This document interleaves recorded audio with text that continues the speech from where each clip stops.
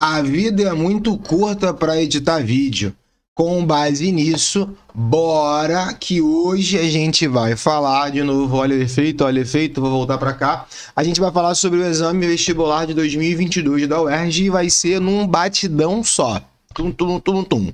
Vou direto e a gente vai resolvendo essas questões todas. Obviamente, nesse vídeo a gente vai estar marcado em cada parte, cada pedacinho é questão, provavelmente você está vendo, porque esse vídeo não é ao vivo, você está vendo as questões e a gente vai resolvendo cada uma delas separados, beleza? Tá bom? O que eu posso falar sobre o exame de vestibular 2022?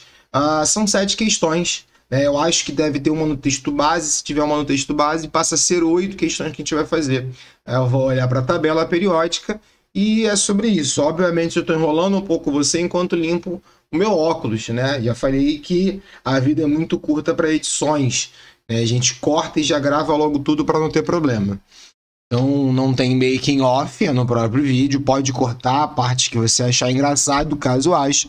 E se você já está escutando e não me pulou para nenhuma questão em consequência, já dá uma curtida nesse vídeo, beleza?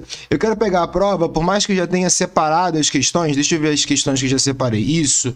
Por mais que eu já tenha separado as questões aqui no meu canto, eu gostaria de mostrar para vocês o seguinte, o que eu sempre falo, quando você pega uma prova e fala, vou resolver as questões de química, assume que é o teu momento naquela prova para resolver as questões de química, né? Você vai olhar para as questões de química, opção A, não. Você vai direto para a tabela periódica para verificar o que você precisa. E eu vou deixar aqui na tabela periódica já, olha, é a última folha da prova.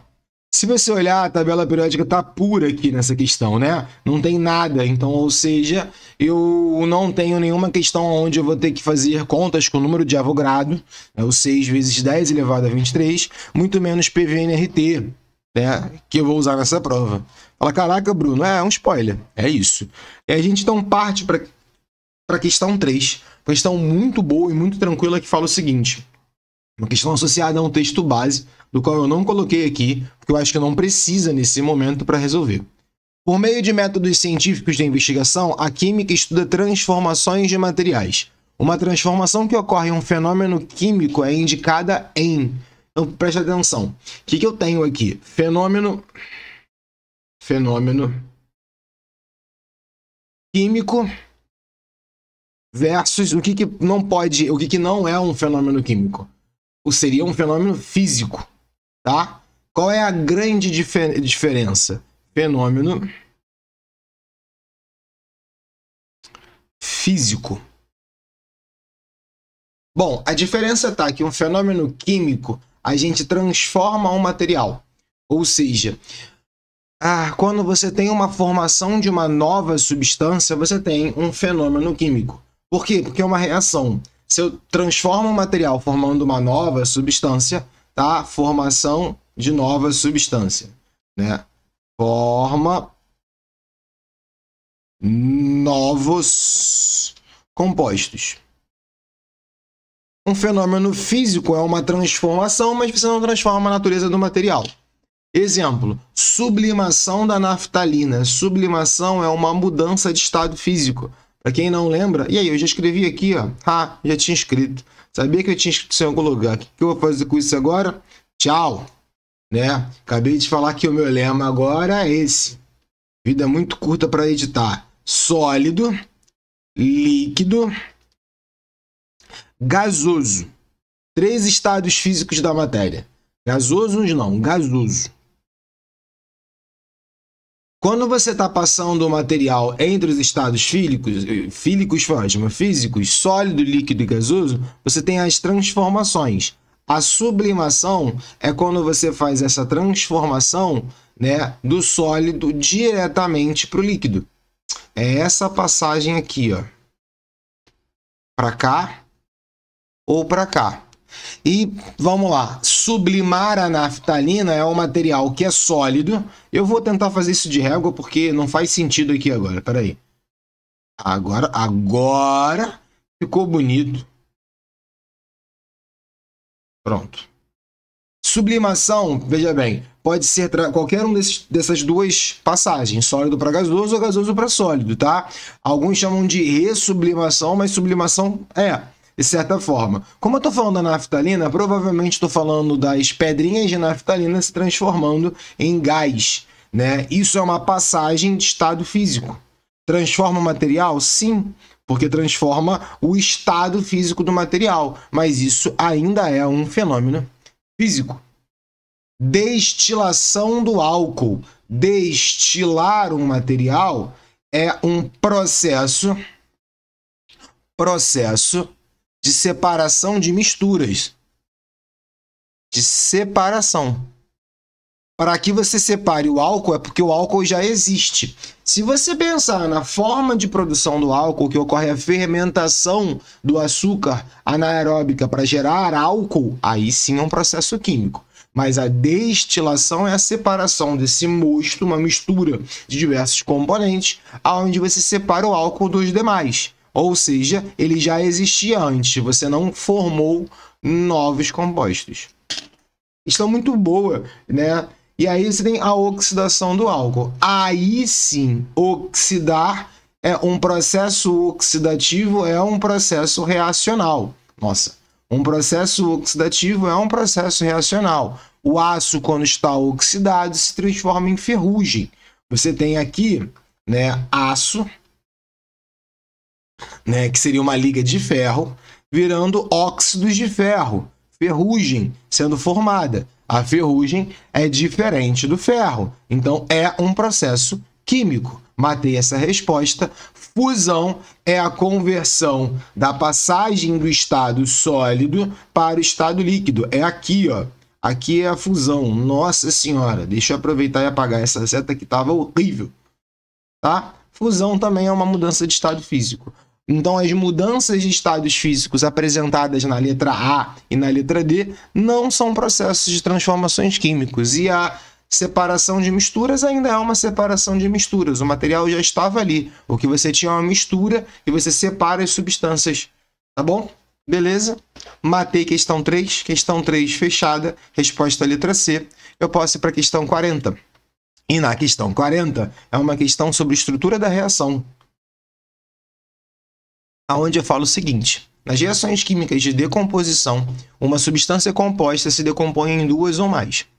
Um exemplo de uma reação de decomposição é representado em... E aí eu tenho algumas propostas de reações. A gente tem quatro tipos de reações. Tá? Deixa eu falar um pouco com vocês e eu coloco ali agora. Você tem 4 tipos de reações bases na inorgânica. É óbvio que se você for para orgânica, a classificação é um pouco diferente, tá? Isso é de forma geral e nem toda reação pode ser traçada como esse tipo, mas a grande parte das reações. Uma é de formar a substância, então seria de adição ou síntese. E deixa eu escrever isso para vocês de novo, que se ninguém é obrigado a ficar vendo a minha cara o tempo todo também não. Eu só queria falar um pouquinho para mudar o perfil da câmera. Você tem 4 tipos. O primeiro tipo é chamado de síntese. Na síntese, você tem substâncias formando uma substância composta. Você tem a reação chamada de síntese, mas deixa eu colocar o outro nome aqui também. Ou adição. Deixa eu colocar isso aqui para o lado. Espera aí, vamos fazer um negócio decente. Adição. Tu tem a outra questão que é chamado, que é o que a questão quer, que é a decomposição. A decomposição ou análise é quando tu tem, né, os reagentes que seriam uma substância composta, que é o inverso até, formando A mais B. Se decompõem em substâncias menores, não necessariamente precisa ser substâncias simples. Bom, então eu tenho aqui A, B, e aí eu posso continuar aqui, ó, falando C. C pode ser uma reação que a gente chama de simples troca. Quando não é uma decomposição, simples troca. Ou deslocamento. Como é que você vai pegar uma questão desse formato? Simples troca ou deslocamento é quando você troca um componente de lugar dentro da reação. Só que isso acontece quando você tem uma substância simples e uma substância composta. E aí, a substância simples, entra no lugar do cátion ou entra no lugar do ânion. Então, poderia ser AC mais B. Eu sempre brinco que é o seguinte, a síntese é a formação de um casal, né? A decomposição é a separação de um casal. A simples troca ou deslocamento é simplesmente talaricagem. Não tem outra palavra para definir isso, né? Você tira um componente ali e coloca um outro. Substituições, né? E aí você tem a dupla troca, que é a reação mais comum que a gente conhece, é a própria neutralização. Mas tem outros exemplos, tá? Dupla troca. O que vem a ser a dupla troca? Você tem AB mais CD, duas substâncias compostas, aí você vai ter uma troca de lugar entre elas, né? Seria C com B, só por uma questão de localização, e A com D. Cátion de um troca de lugar com o ânion do outro. A melhor forma de pensar isso é numa solução iônica, né? Onde você tem íons que vão trocar de lugar por algum motivo. Tá? Esses são os 4 grandes tipos. Eu tenho aqui na letra D um grande exemplo de dupla troca. Eu falei decomposição pensando em dupla troca. Dupla troca. Que é, olha, o ânion nitrato se liga ao sódio, enquanto o H+ se liga à hidroxila, formando água. Isso é uma dupla troca, uma reação de neutralização. Assim como eu também tenho uma reação de deslocamento. Olha o zinco talarico aqui, ó. O zinco, né, entrou no lugar do hidrogênio. Obviamente, o hidrogênio saiu como gás hidrogênio. Isso é um deslocamento. Se tu tá assistindo esse vídeo e achou, bota aí talarico nos comentários para saber que você tá aí. Né? Que isso que eu passei não foi em vão ou só foi um surto da minha cabeça. Ou se fez de você gravar também, né? Por favor.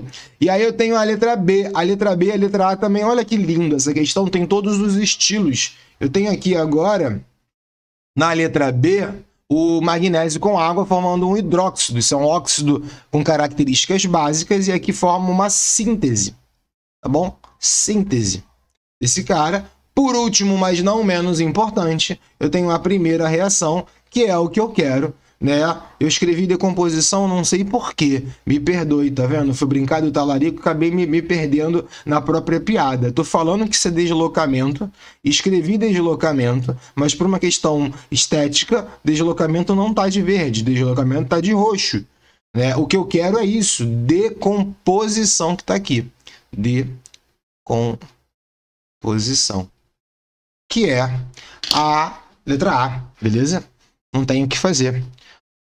Fechamos. Questão 40, matamos. Bora para a próxima. E aí eu vou para a questão 41. Só um detalhe, tá? Essa é uma reação bastante conhecida. Esse é o carbonato de cálcio e a decomposição dele gera óxido de cálcio mais CO2. É uma decomposição térmica. Tá? Na verdade, tem outros fatores que também podem fazer essa decomposição, mas vamos pensar como decomposição térmica. Matei para a questão 41. Bora! Cara, esse formato de questãozinha de densidade não é a primeira vez, né, ou com forças intermoleculares na UERJ. Presta atenção principalmente nessas substâncias. Para uma experiência de misturas... beleza, pegar o marca-texto. De misturas, há 3 líquidos disponíveis no laboratório. 3 substâncias no estado líquido. X, Y e Z.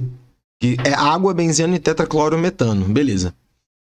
Em 2 recipientes transparentes foram adicionados volumes iguais desses 2 líquidos à temperatura ambiente. Observe a tabela. Tendo em vista as propriedades dos líquidos, as misturas heterogêneas possíveis são as representadas em... Se você olha essa questão rapidamente, você pensa que é uma questão só de densidade. E aí eu vou ter que ver quem está embaixo de quem. Vou te dar um exemplo. Na letra A, eu tenho X e Y. Só que é impossível isso acontecer, porque Y é menos denso do que X. Então ele deveria ficar em cima. Isso está errado. Assim como na letra B, eu tenho Y e X. Faz sentido o X estar embaixo, porque Y é menos denso. Ok? E aí eu tenho Y e Z. Faz sentido Z estar embaixo, ok. Matei? Não, presta atenção, por quê? Você tem X e Y aqui.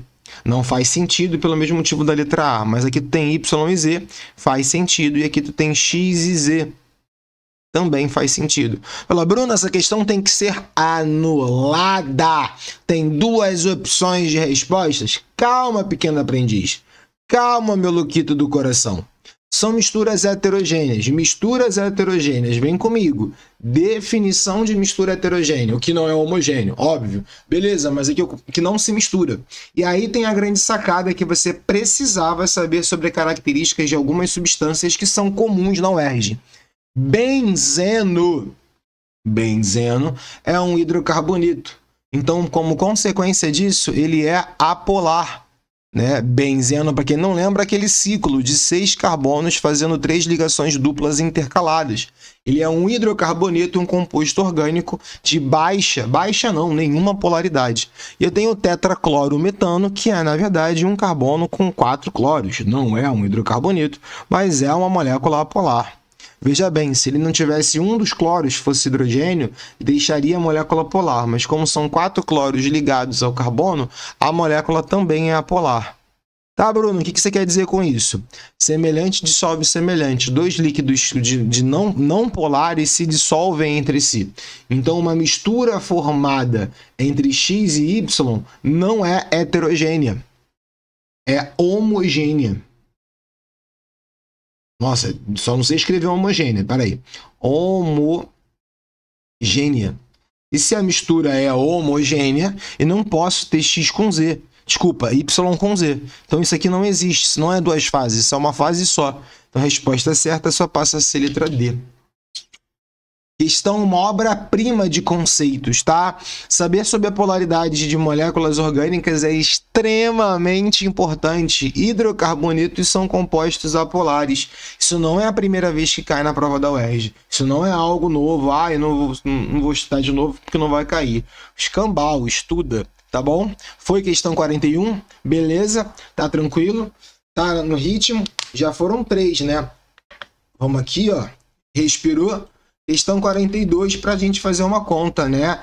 Óbvio, a gente precisa fazer uma conta e é lógico que eu vou recorrer à tabela periódica. E aí fala o seguinte, em testes de perfuração realizados em plataformas de petróleo, pode ser utilizado o brometo de cálcio. Considere um teste para o qual foi preparada uma solução aquosa desse sal a concentração de 300 gramas por litro. Admitindo a completa dissociação do sal, a concentração dos íons brometos em mol por litro nessa solução é igual a... Bruno, eu me perdi aí, hein? O que ele está falando? Quem é o sal? Primeira coisa que é a problemática da questão é que ele fala sobre a substância sem escrever a substância. Ele escreve aqui que é brometo de cálcio. Então, o que eu preciso fazer? Saber quem é o brometo de cálcio. Brometo de cálcio, você tem cálcio, que tem carga mais 2, e você tem o brometo, que é o bromo sem ser em ligação com oxiácido. Brometo é o bromo menos 1, tá bom? E aí, por troca de cargas, eu tenho CaBr2. CaBr2. Foi essa parte? CaBr2. Bom, já sei quem é o cara, vou fazer a dissociação dele, ó. CaBr2 forma Ca mais 2 mais 2Br menos, tá? Isso em meio aquoso. Isso em meio aquoso. Bom, já peguei essa parte. Beleza, Bruno. O que eu vou fazer com isso? Você tem a concentração do sal. Ele quer a concentração do brometo em mols por litro. Para que você continue, você tem que entender o seguinte.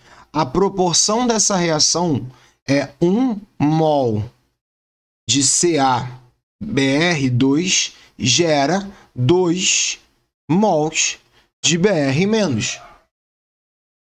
E isso vai ser extremamente importante porque eu estou falando sim da dissociação do sal. Porém, não é só dissociação do sal. A gente também tem que pensar em mais algumas coisas. Eu tenho que pensar principalmente nessa relação de massa. Isso que seria mais alguma coisa, né? Tô viajando um pouco. Vamos voltar para cá. Deixa eu pegar a tabela logo, antes de ficar só no modo aleatório. Como eu deixei a tabela aqui logo no começo, se você pulou a introdução, viu que eu fiquei discutindo com a prova até chegar na tabela periódica, e eu vou aqui já marcar o cálcio, né? Se não rabiscar a tabela, tu não fez a prova de química. E bromo. Massa do cálcio é 40, a massa do bromo é 80. Voltando para minha questão, era 42? Era. Eu posso dizer que a massa molar do CaBr2 é 40 mais... Eu tenho um cálcio. Mais 2 vezes 80. Eu acho que esse canto não está pegando direito. Deixa eu colocar mais para cá para ficar melhor. Massa molar do CaBr2 vai ser 40 mais 2 vezes 80. 2 vezes 80 dá 120. 120 com 40 dá 200. 200 gramas por mol. Gostei desse número, um número redondo. Legal para fazer conta. E aí a massa do bromo, Br menos, é 80. Pô, Bruno, mas tem carga negativa nessa jossa. Isso quer dizer que tem mais um elétron. Tu conta a massa do elétron para fazer o número de massa? Não conta, então não faz sentido. Voltando para essa história que está aqui.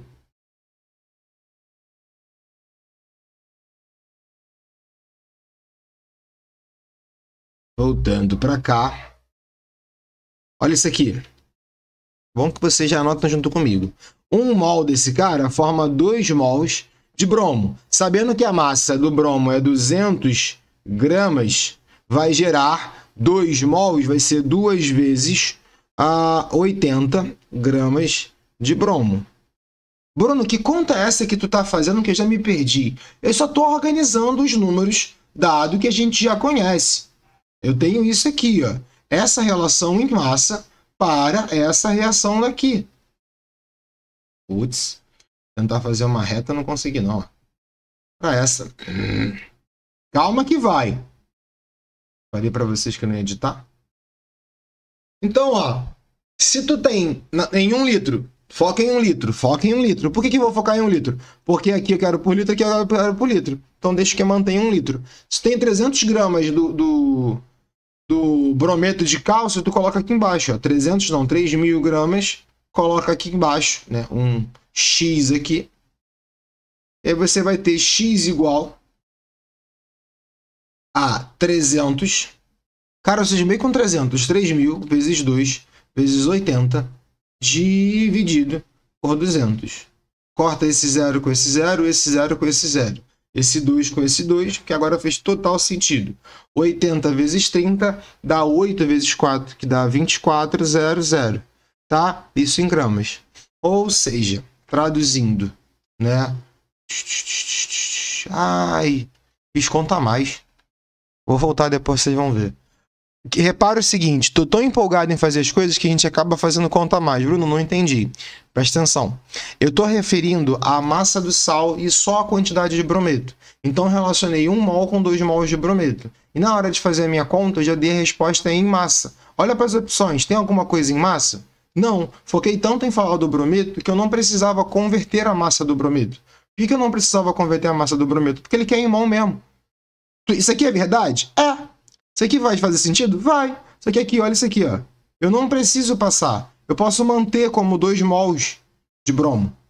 Eu posso manter como 2 mols de bromo. Por que eu posso manter 2 mols de bromo? Porque não quer saber sobre esse valor. Então isso aqui, ó, eu apago.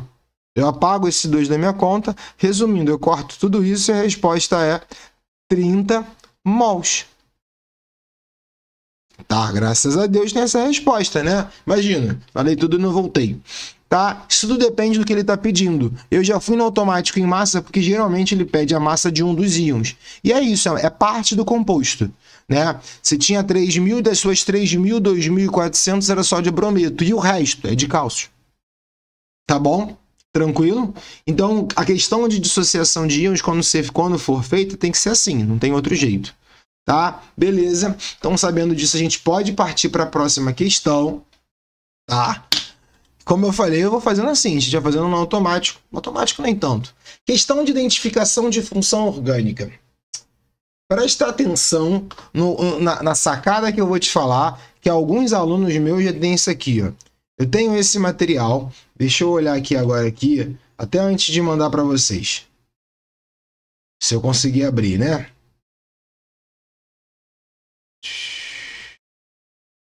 Ó, eu tenho esse material, que é um PDF,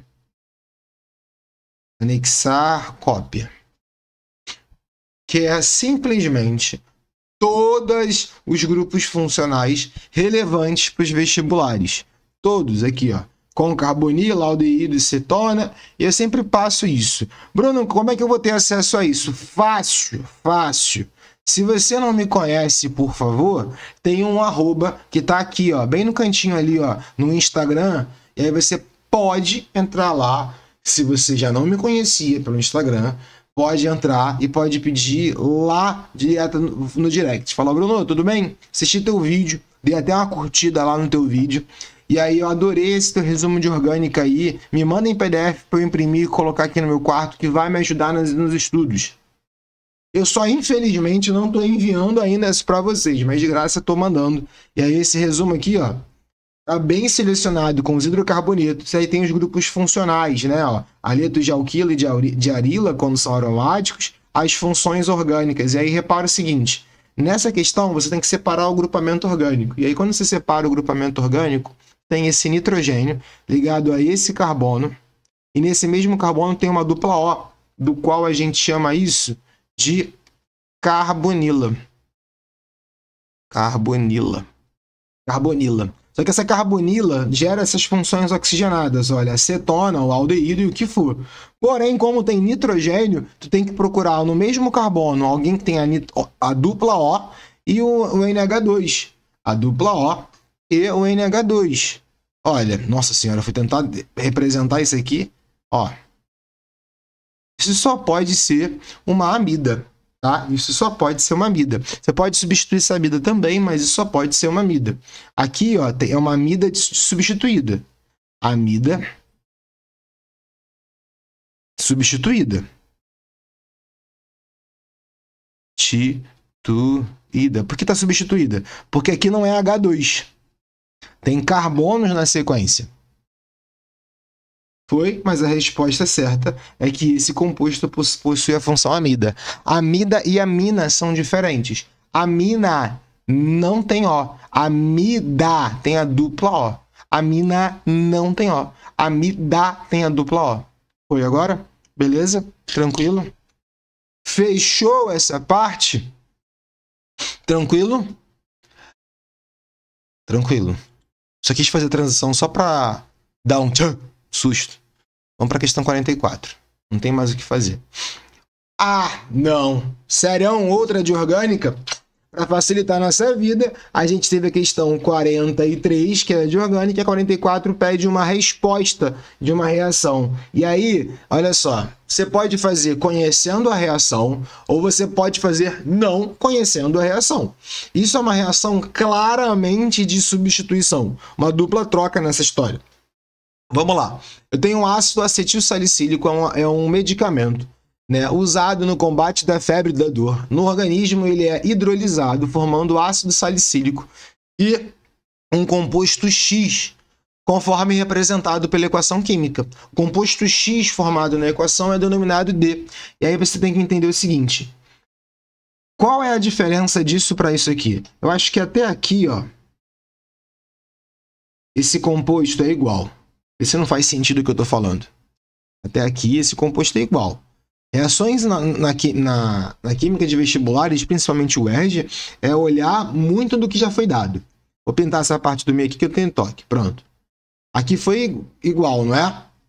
Só substituiu porque aqui agora tem um H e essa cadeia carbônica foi embora.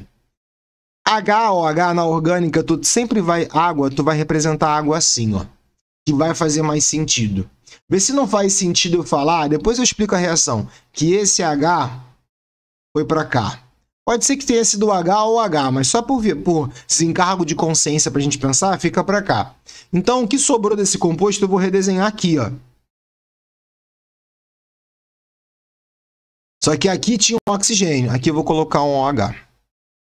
que é o que sobrou dessa parte aqui. Conclusão. Que composto é esse? Deixa eu desenhar ele mais para cá aqui, ó. Vou fingir que não existe o X aqui, e aí eu vou desenhar ele aqui, ó. A dupla O, e aqui agora o OH. Repara que, gente, olha só, o composto não se perdeu, a cadeia carbônica ela foi dividida. Então, esse composto aqui tem a função, quando no mesmo carbono existe a dupla O e o OH, isso é um ácido carboxílico. Qual é o nome desse ácido carboxílico formado? O ácido carboxílico formado é ácido etanóico, tá bom? Por que é etanóico? Et de 2 carbonos, carbono 1, carbono 2, né? Isso aqui é um ácido etanóico. Isso aqui é um fenol, tá? Isso aqui é a função fenol. Isso acontece porque aqui você tinha uma função anterior chamada de éster. E existe uma reação muito reversível que é o seguinte. Quando você tem, eu vou escrever isso para vocês, ó, presta atenção nessa notação porque é uma reação extremamente comum na UERJ. Quando você tem um ácido carboxílico, calma que não tá indo aqui não, tá meio bugando. Deixa aqui, ó. Quando você tem um ácido carboxílico que tem esse grupamento de COOH e reage ele com um álcool ou fenol, que existe o grupamento de um R, seja arila ou alquila, ligado à hidroxila, por mais que fenol e álcool sejam compostos diferentes, eu quero citar eles aqui. Eles reagem formando um éster. Tá bom? E esse éster tem o grupamento COOR, que é o grupamento derivado, vou marcar aqui, do álcool. E isso aqui é derivado do ácido. Tá? Além disso, se forma água. Para esse lado, essa reação é chamada de esterificação.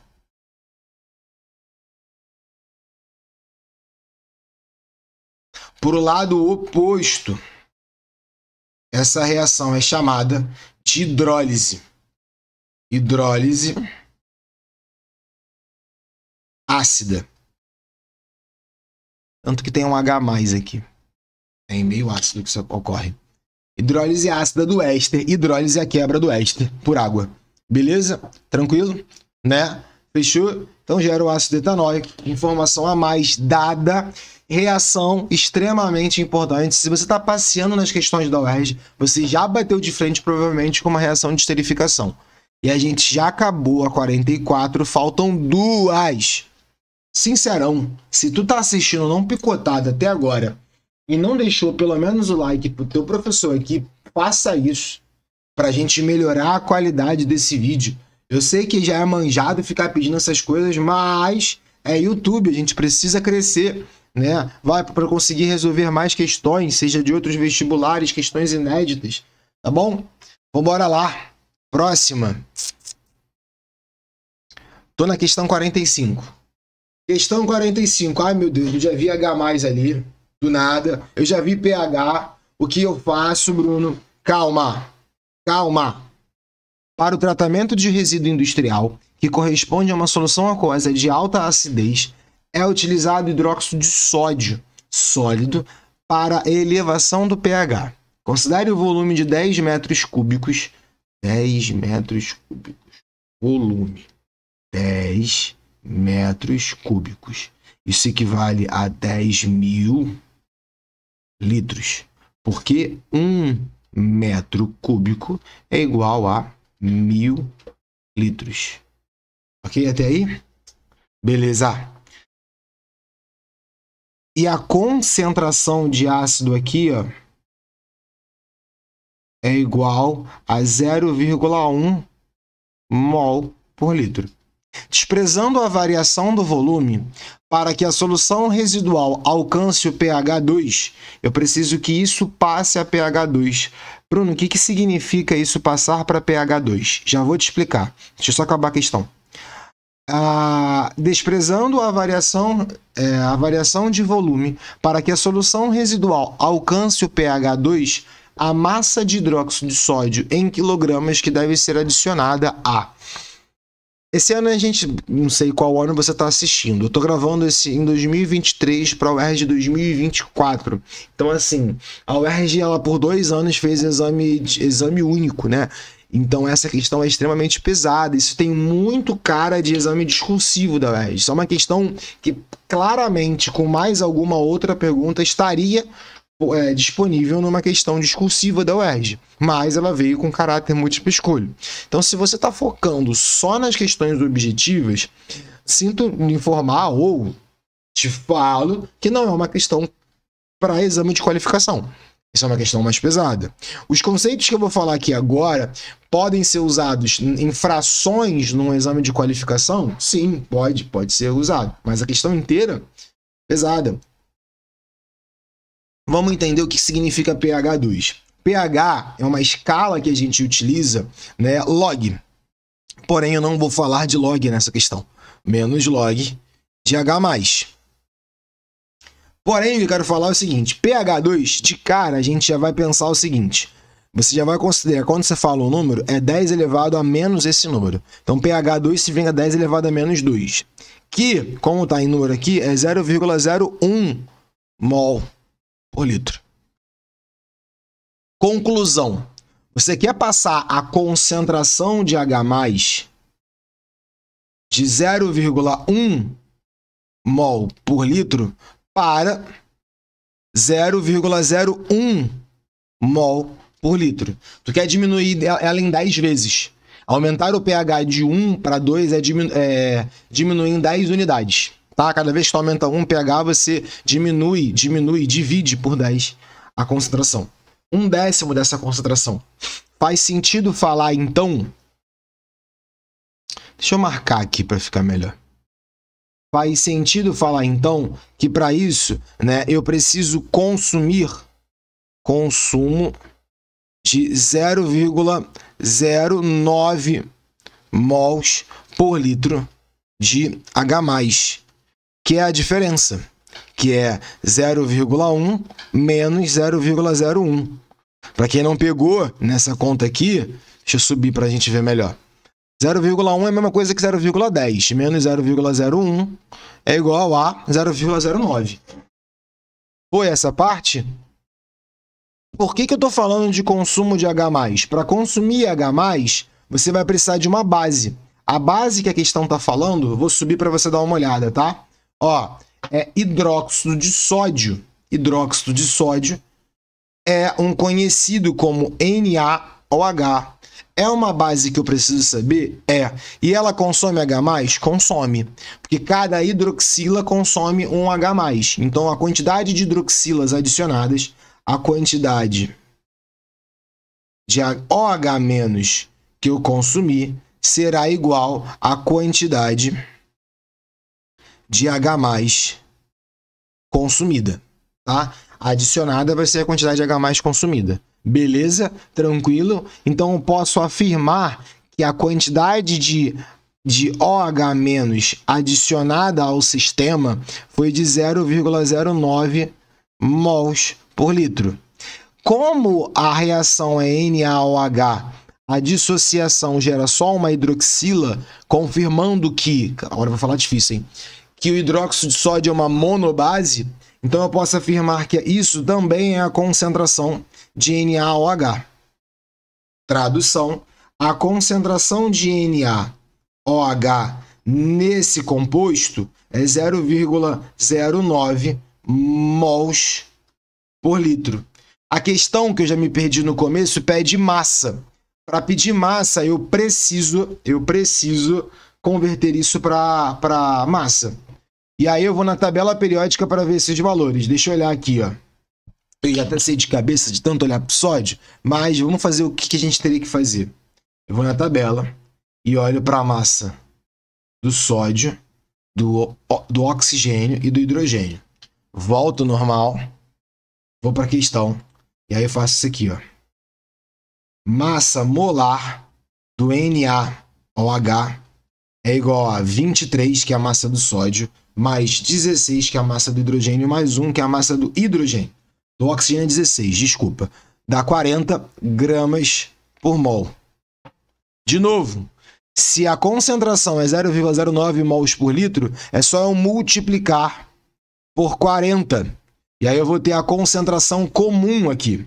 Concentração comum de NaOH é 40 vezes 0,9. Isso dá 36, né? 36 não, isso vai dar 3,6 gramas por litro. Não é isso? Eu corto um zero com uma casa, isso mesmo, gramas por litro. Tu fala, Bruno, não tem nenhuma resposta que diga isso. Concordo, porque agora você vai ter que converter isso, porque isso é a concentração.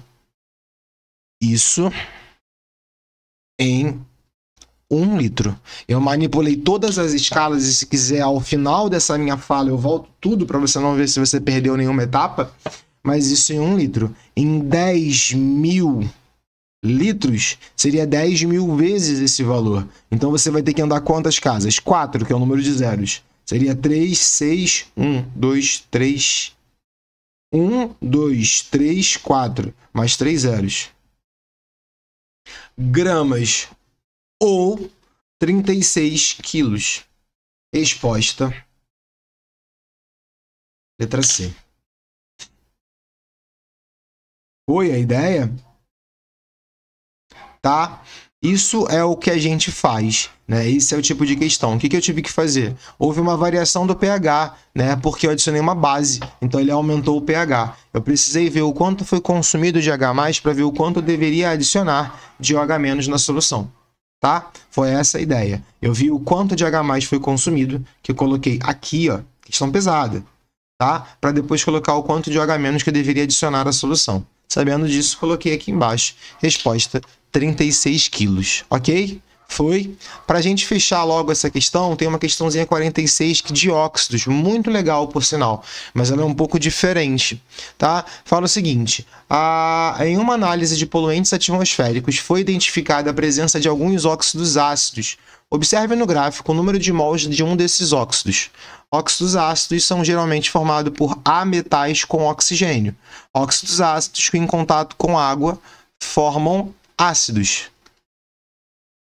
Óxidos ácidos em contato com água formam ácidos. Observe no gráfico o número de mols de cada um desses óxidos em relação ao número de mols do átomo do ametal X e do oxigênio que formam. Para identificar esses óxidos foi realizada sua reação de hidratação na proporção molar 1:1 entre os reagentes. E qual é a fórmula do ácido obtido? Caraca, Bruno, não entendi muita coisa. Calma. Olha para essa relação. Eu tenho um número de mols de átomos aqui, eu tenho duas relações. 4 mols do átomo, 4 mols do óxido, de óxido, possui respectivamente, deixa eu colorir um pouco esse material, possui respectivamente 20 mols de oxigênio,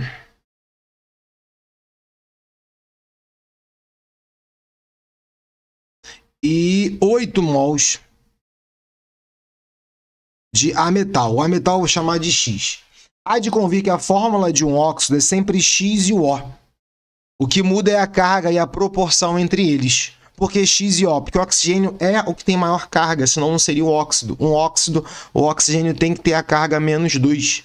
Senão não é óxido, beleza? Como é 20:8, em 4 mols do ácido, faz sentido dividir tudo por 4? Se eu dividir tudo por 4, eu vou ter 1. 1 mol do óxido, que seria a fórmula de 1 mol, tem por 4, dá 5. Tem 5 mols de oxigênio. E dividido por 4 dá 2. E 2 do cara. Então, na fórmula é X2O5. Por quê? Porque 1 mol do cara é composto por 2 do X e 5 do oxigênio. Com isso, eu cheguei à fórmula do óxido, não é a fórmula do ácido. Para falar a fórmula do ácido, eu vou ter que fazer o quê? Somar uma molécula de água. E quando você soma uma molécula de água, é a hidratação dele. Você vai formar H2X2O6, que pode ser simplificado como HXO. E é com isso XO não, O3, perdão, né? Simplificado 2, 2, 6. Então passa a ser 1, 1, 3.